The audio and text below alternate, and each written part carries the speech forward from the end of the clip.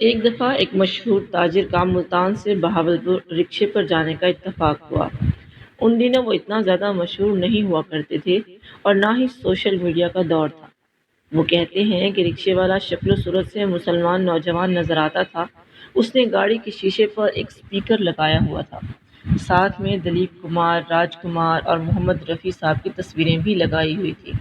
شیشے کے ایک سائڈ پر بڑا سا لکھا تھا کہ یہ میری ماں کی دعا کا نتیجہ ہے۔ یہ دیکھ کر میری ہنسی جاری ہو گئی۔ میں نے اس سے پوچھا کہ رکشہ چلانے کو ماں کی دعا کا نتیجہ بتا رہے ہو؟ کیا رکشہ چلانا اتنی بڑی فضیلت ہے؟ مجھے تمہاری اس بات کی سمجھ نہیں آئی۔ رکشے والا مسکرایا اور بتایا کہ سر، میرا تعلق ڈیرہ غازی خان سے ہے۔ والد کا ایک حادثے میں انتقال ہو گیا تو سگے تایا نے جائیداد اور مکان دونوں پر قبضہ کر لیا اور ہمیں گھر سے نکال دیا۔ میری والدہ اور 6 بہن بھائی، جن کو کچھ سمجھ نہیں آ رہا تھا کہ ہم کہاں جائیں گے۔ ماں ہمیں اپنے بھائی کے گھر ملتان لے آئی، مگر ماموں نے اپنی بیوی کے پریشر میں آ کر ماں سے معذرت کر لی اور یوں ہم ماموں کے گھر سے بھی نرمی سے نکال دیے گئے۔ ساتھ والے محلے میں ایک بیٹھک کرائے پر لی اور میری ماں نے لوگوں کے گھروں میں کام کرنا شروع کیا۔ دن کو وہ لوگوں کے گھروں میں کام کرتی اور شام کو واپس گھر آ کر کبھی رات کو تو کبھی فجر کے وقت سلائی کڑھائی کر کے ہمیں پالنا شروع کیا۔ چاہ کر بھی ہم تعلیم حاصل کرنے کا تو دور سے سوچ بھی نہیں سکتے تھے، لہٰذا چھوٹی عمر میں ہی روزگار کی تلاش میں کبھی ادھر تو کبھی اس طرح پر دھکے کھائے۔ کبھی کوئی دہاڑی لگتی، کبھی نہ لگتی۔ صبح کام پر جاتے اور بعض دفعہ شام کو بالکل خالی ہاتھ واپس لوٹتے۔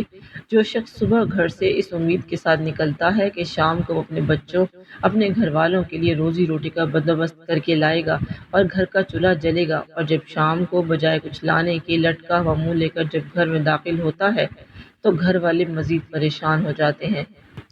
میری یہ بات وہی انسان سمجھ سکتا ہے جو ان حالات سے گزر چکا ہو یا گزر رہا ہو۔ آخر پھر تھک ہار کر سبزی منڈی جانا شروع کیا۔ سبزی اور پھلوں کی لوڈنگ ان لوڈنگ کرواتے۔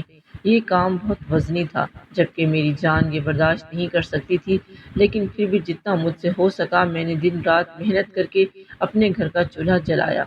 ایک دن لوڈنگ کرتے وقت اچانک میری کمر میں اتنا شدید درد نکلنے لگا۔ وہ درد اس قدر میری جان پر بھاری تھا جسے میں لفظوں میں بیان نہیں کر سکتا۔ آپ یوں کہہ لیجئے کہ اس درد نے میری کمر ہی توڑ دی اور میں کوئی وزنی چیز اٹھا نہیں پاتا تھا۔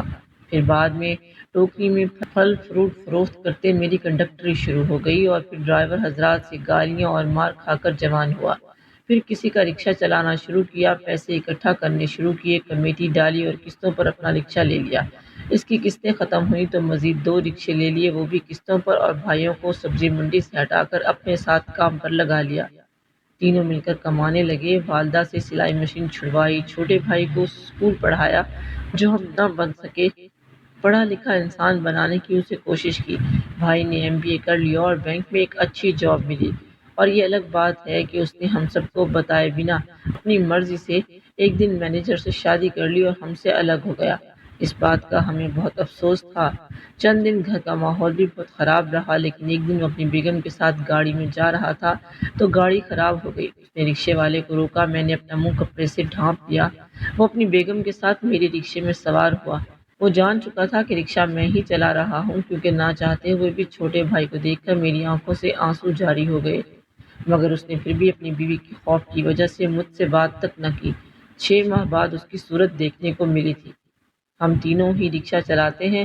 اسی کمائی سے ہم نے 2 بہنوں کی شادی بھی کی۔ میرے 3 رکشے مزید ہیں جو میں نے کرائے پر دے رکھے ہیں۔ ایک ٹاؤن میں اپنا ایک چھوٹا سا گھر بھی لے لیا۔ والدہ نے اپنی پسند سے میری شادی کی۔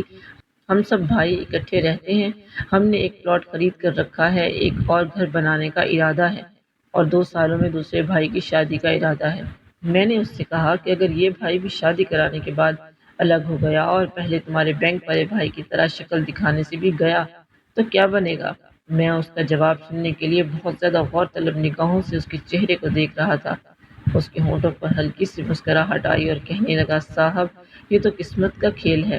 جب تک اکٹھا ساتھ لکھا ہے تب تک تو زندگی کو محبتوں کے رحم کرم پر جئیں گے، اور جب ساتھ دینے والی مالا ٹوٹ جائے گی تو یہ وقت مرہم رکھ دے گا۔ میں نے اس بارے میں کبھی نہیں سوچا، کیونکہ والدہ ساتھ رہتی ہیں، اس لیے ان کی دعائیں ہر وقت ہمارے ساتھ ہیں۔ اس لیے امید ہے کہ اگلے 2 سالوں میں گھر اور بھائی کی شادی دونوں کام ہو جائیں گے۔ یہ سب ماں کی دعا کا نتیجہ نہ سمجھوں تو اور کیا سمجھوں۔